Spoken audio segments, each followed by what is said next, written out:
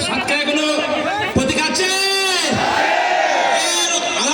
আব্দুল রহমান সাহেব প্রতীক আছে? কই সমাজে কই সমাজে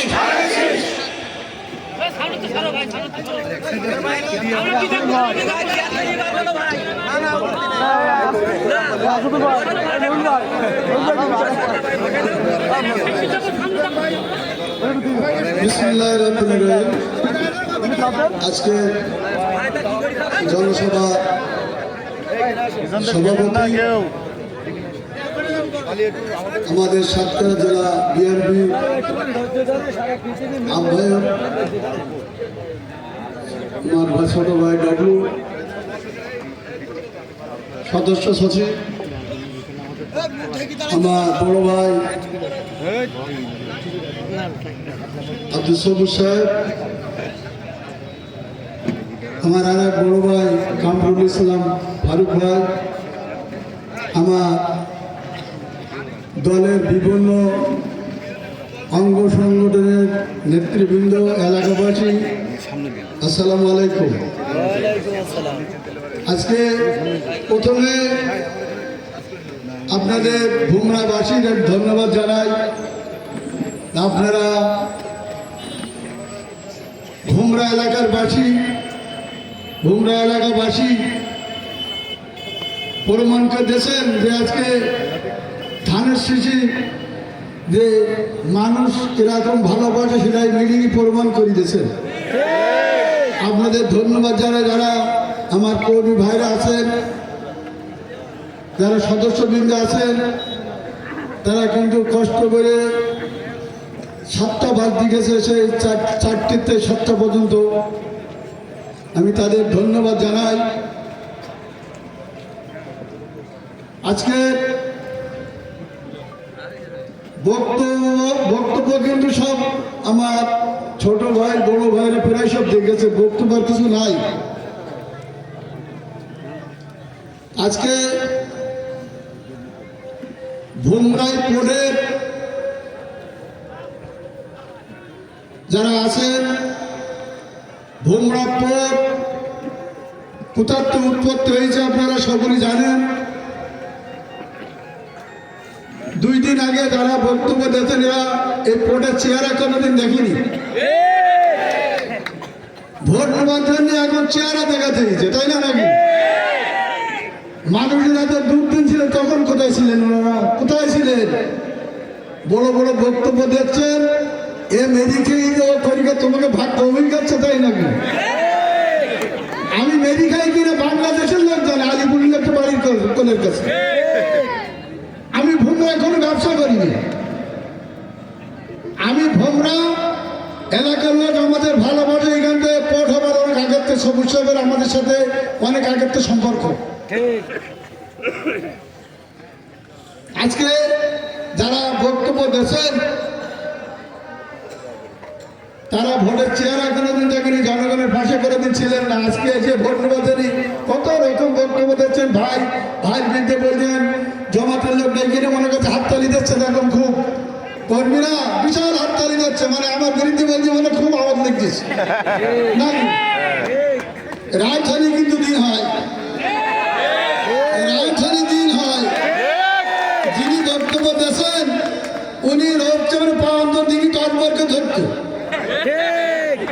উনি কাঠবার করে ধরতো। ভাই আমার একটু বক্তব্য দেন।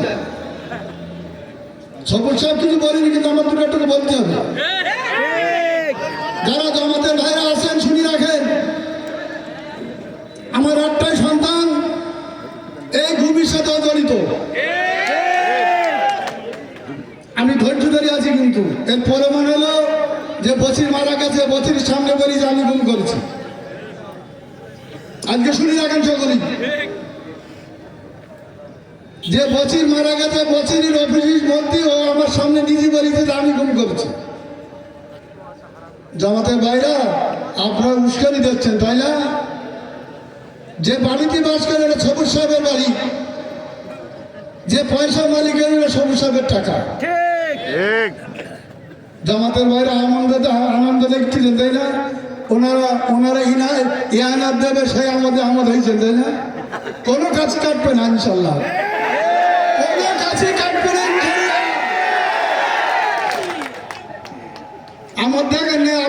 এখান থেকে আমার দেখছি যে মানে হাইস্টি স্টেজে বলছি হাইস্টি, তাই না? কোনো কাছি কাটবে না ইনশাল্লাহ, ধানের শীষ ইনশাল্লাহ দাঁড়িয়ে যাবে, কোনো কাছি কাটবে না। বিপদ করলে বিপদ দিয়ে কোনো লাভ হবে না। আরেকটা কথা বলি, আর বলবো আরেকটা কথা বলি, শেষ করবো। আমি 24 সালে যখন ইলেকশন করেছি, ওনার সাথে আমার চুক্তি করতে বাড়ি বসে, আমার যদি কোনো মিথ্যে হতো জিপকারি হবো, বলতে যে চেয়ারম্যান পাস করলি, চেয়ারম্যানই আমার করতে মিথ্যে 2 বছর। তা বলে ঠিক আছে, সমস্যা কি, আমি চেয়ারম্যান পাস করবো, চেয়ারম্যান করবে উনি। কিরম লোক বোঝা গেছে, সেই লোক উনি, সেই লোক। আমি চেয়ারম্যানই পাস করবো আর উনি কাছে আমি চেয়ারম্যানই দায়িত্ব দিতে আমার 2 বছর। এই হাই কখনো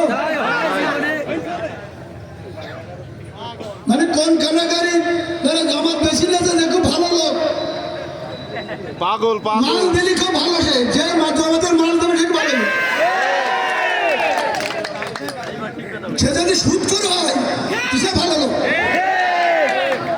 কে ঠিক তো নাকি? টাকা ওখানে গেলে হালাল হয়ে যায়, টাকা সুদ করে টাকা ফান্ডে দিলে টাকাটা ভালো। আমি সব জানি, আমি তো বলছি যে 19-20 না ইনশাল্লাহ। নামাজের টাইম হয়ে গেছে, আপনাদের কাছে একটা দাবি যে আপনারা ধানের শীষ মাকে ভোট দেবেন, আমাদের বেগম খালেদা জিয়ার জন্য দোয়া করবেন। উনি অসুস্থ, উনি যেন আবার আমাদের সামনে সুস্থ হয়ে ফিরে এসে আমাদের